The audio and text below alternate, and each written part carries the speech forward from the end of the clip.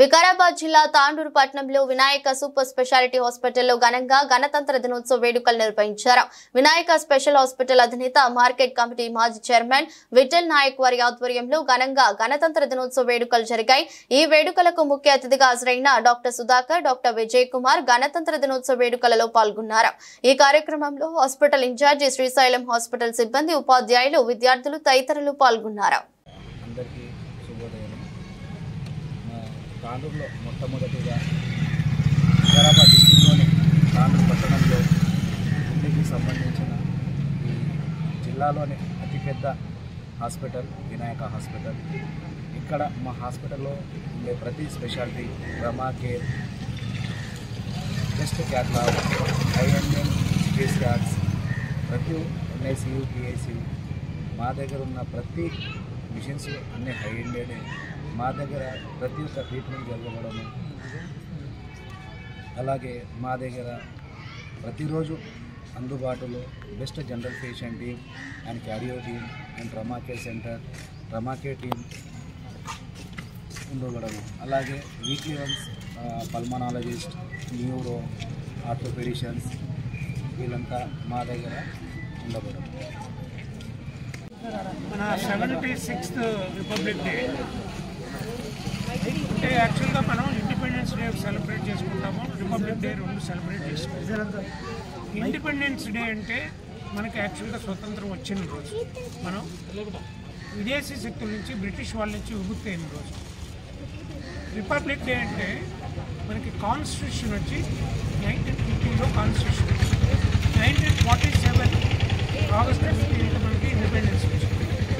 జనవరి 26, 1950లో మన కాన్స్టిట్యూషన్ అంటూ ఏర్పడి, మన రాజ్యాంగం ఏర్పడి దాన్ని అమలుపరచడం మొదలుపెట్టింది జనవరి 26 నుంచి.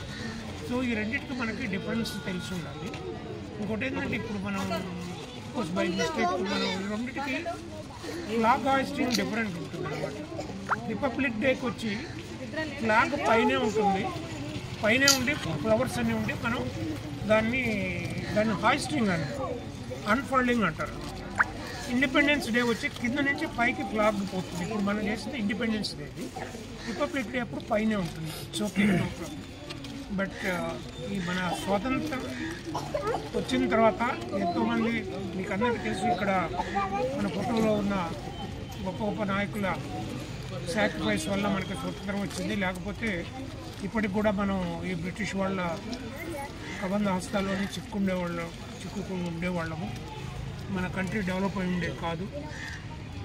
ఈ 76 సంవత్సరాల్లో కొంతమంది డెవలప్ అయిందంటారు, కొంతమంది డెవలప్ కాలేదంటారు. కానీ ఏ పార్టీ ఉన్నా ఏదో ఒకటి డెఫినెట్గా డెవలప్ చేసింది.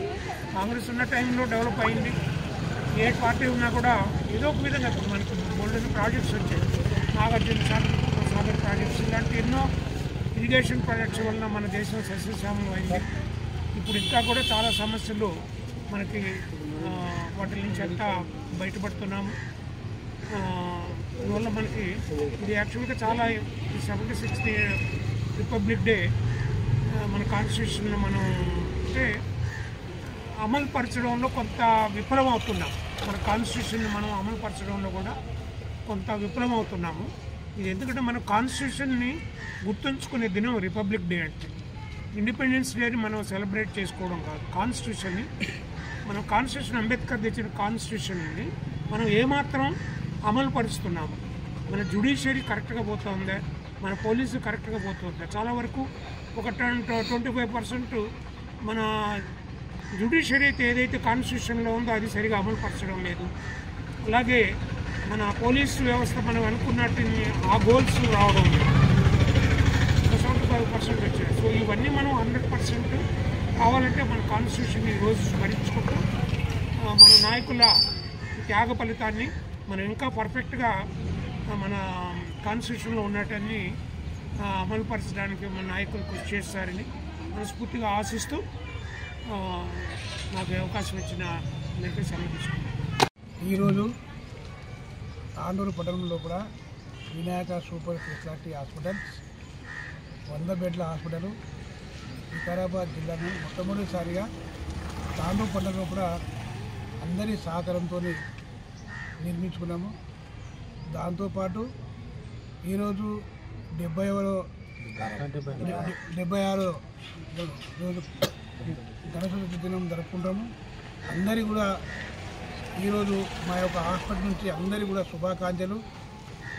ఏదైతే బాబాసాహెబ్ అంబేద్కర్ ఏదైతే రాజ్యాంగంలో రాసిండో మరి ఆ రోజు బాబాసాహెబ్ అంబేద్కర్ రాత్రి పగులు కష్టపడి మరి ఈ బ్రిటిష్ వాళ్ళ పరిపాలన ఇక్కడ నుంచి పారదోవాలి, ఈ బ్రిటిష్ వాళ్ళ ఏదైతే ఆధిపత్యం ఉందో అది తొలగించాలని ఆ రోజు బాబాసాహెబ్ అంబేద్కర్ రాసిన రాజ్యాంగం. మరి ఒకరోజు బాబాసాహెబ్ అంబేద్కర్ మరి రాజ్యాంగం రాస్తున్నప్పుడు మరి వారి ఒక సతీమణి చనిపోవడం జరుగుతుంది. మరి ఆ రోజుల్లో కూడా సెల్ ఫోన్స్ లేవు, పేపర్స్ లేవు, ఏం లేవు, టెలిగ్రామ్స్ ఉండేది.